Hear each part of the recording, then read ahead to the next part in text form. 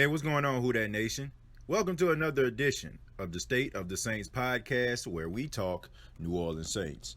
My name is TJ Jones. Thanks for checking out the podcast. I really do appreciate it. Well, Who Dat Nation, preseason game number 2 is in the books. And unlike last week, the Saints come out on the winning end.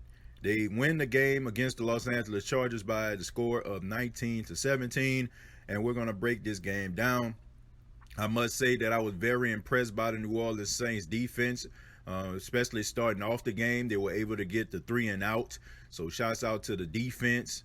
They did an outstanding job. They also generated a turnover, an interception by A.J. Klein. So that's the kind of things that you want to see. I mean, last season the Saints was ranked as one of the best run-stopping defenses in the National Football League.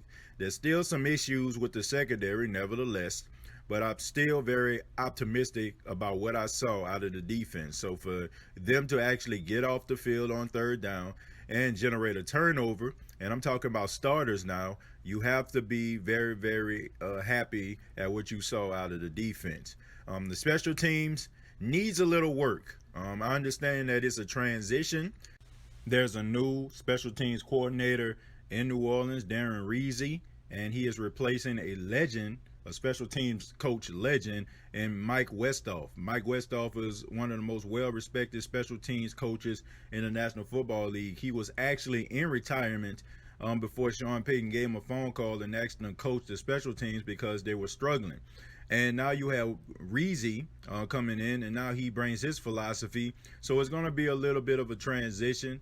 I didn't like some of the special teams defenses that I was seeing. You know, guys who were like out of position.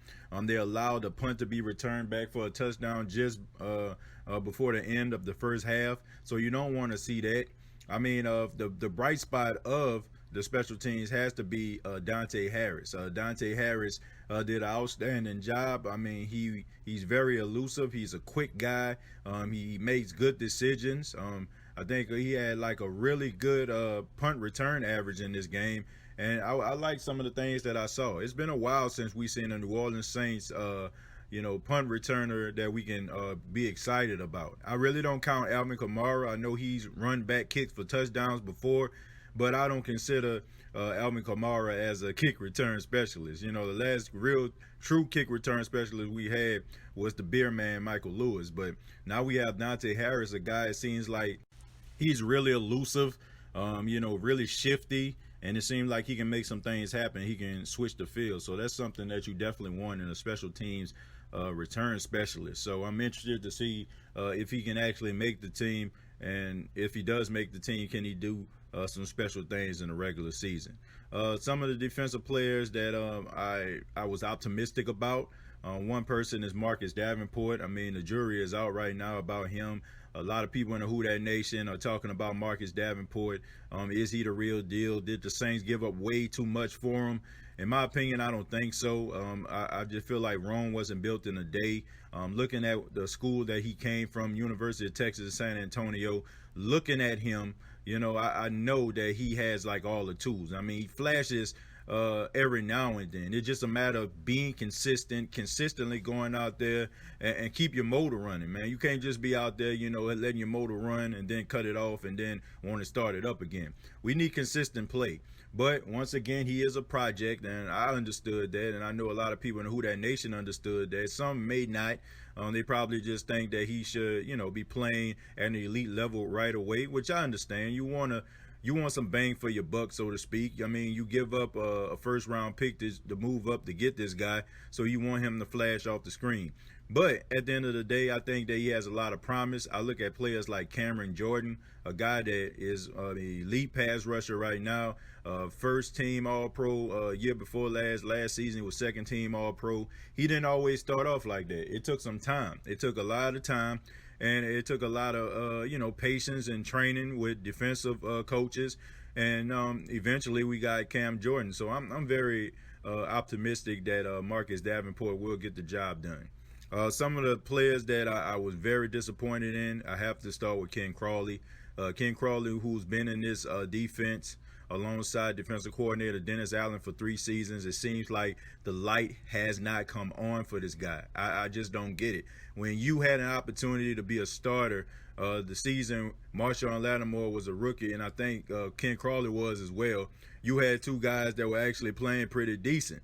And I don't know if he was reading his press clippings or maybe he just thought that because he's a starter, he's always going to be one.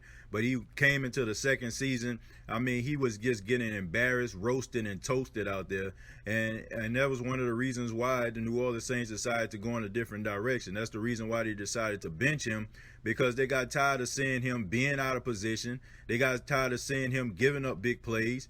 And when you have been in a system as long as Ken Crawley has, you want to see improvement from year 1 to year 2 to year 3, but it just seems like he's regressing. I think the writing is on the wall. In my opinion, I don't think that Ken Crawley is going to be a New Orleans Saint at the end of this preseason. I think he's going to get cut. I think he's going to move on because, quite frankly, I don't think that he's improved. And that's what this game is about. Okay, it's about elevating your game. It's rather you get with it or get lost. And in my opinion, I think that Ken Crawley is about that time for him to exit stage left. Eli Apple, he played pretty decent against the Chargers in this game. He played much better than he did last week. I mean, giving up that big play to Adam Thielen, I would kind of give him the benefit of the doubt. You know, Adam Thielen is an incredible wide receiver, but he was still out of position in a lot of ways against that Minnesota Vikings wide receiver corps. And, you know, I think that he's a little bit inconsistent.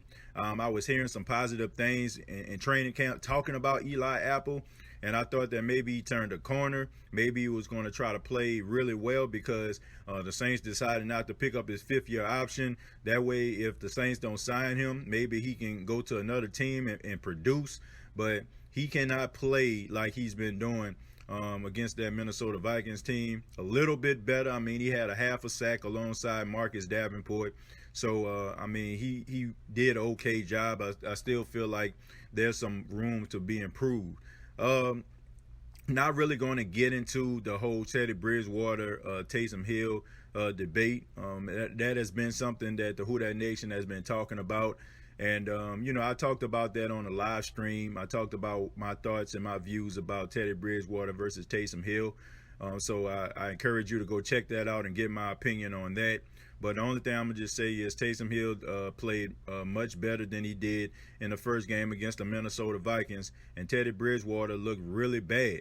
Now, according to sources, they said that Teddy Bridgewater was a little bit under the weather. He was sick.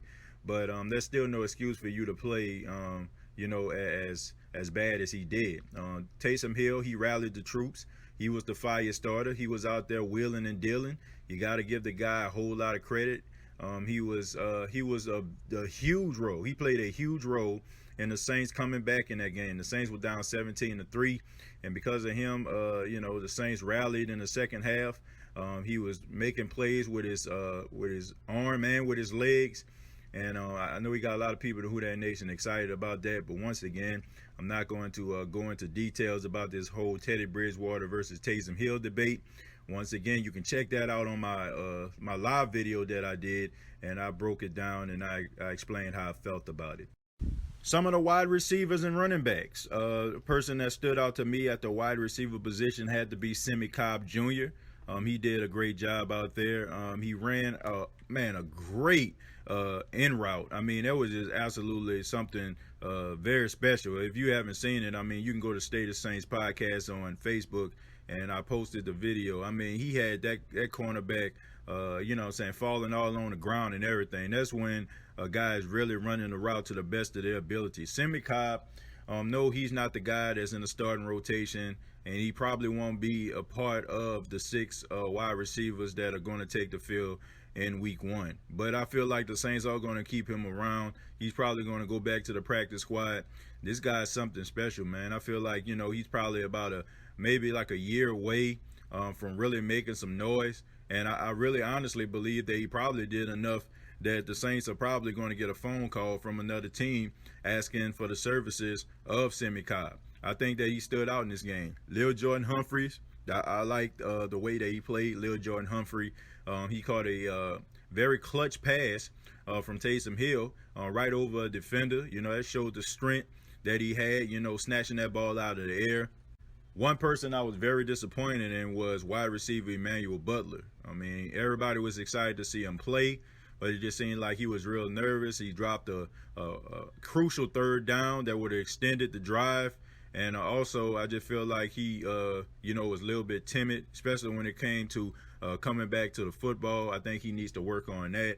I think the Saints still got high expectations for him, but I think that he kind of squandered his opportunity to really make some noise in the game against the Los Angeles Chargers. The running back position. I like what I seen out of Latavius Murray fighting for those extra yards. I think that's why the Saints signed him. I think that's why they gave him the 4-year deal to replace Mark Ingram, because he's that guy who is a one-cut running back who can run between the tackles, and also he's very hard to bring down. Dewayne Washington, the rookie out of Nebraska, he did a good job as well. You got to hold on to the football, though. I got to say that. You got to hold on to the football, especially in goal line situations when your team has the opportunity to score. I think that besides that, he did a good job. I mean, he was fighting for extra yards. His vision was really good. But I just think that he needs to work on ball security, or he's going to end up being on the outside looking in. That is a pet peeve of a lot of head coaches, but one in particular I know is Sean Payton. Sean Payton will bench you and put you on the bench no matter how good you are if you're dropping that football and putting it on the ground. That is the absolute truth. So Dewayne Washington did a good job, but he got to hold on to the football.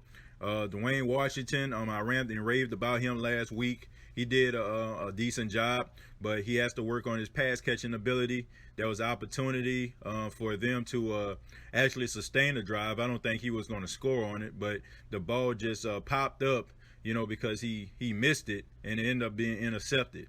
So you got to work on those hands, man. I feel like if one thing will hold Dewayne Washington back is because he can't catch the ball out of the backfield. And we all know that the Saints love for their running backs to not only run between the tackles, but also catch that ball out of the backfield. But that's my analysis on preseason game number 2. I would like to hear from you. What stood out to you? What do you think about the New Orleans Saints team in the second preseason game? And as we look forward to the week number 3 of preseason, where the New Orleans Saints will travel to New York to take on the Jets, I will give you another podcast coming up really soon. But this has been the State of the Saints podcast. Previous episodes are available on iTunes, Spotify, iHeartRadio.com. And also subscribe to the YouTube channel, youtube.com, search The State of the Saints podcast. On Instagram, TJ Jones _, that's TJAY Jones _, and Facebook.com, search The State of the Saints podcast. Till next time, all I have to say is, who dat?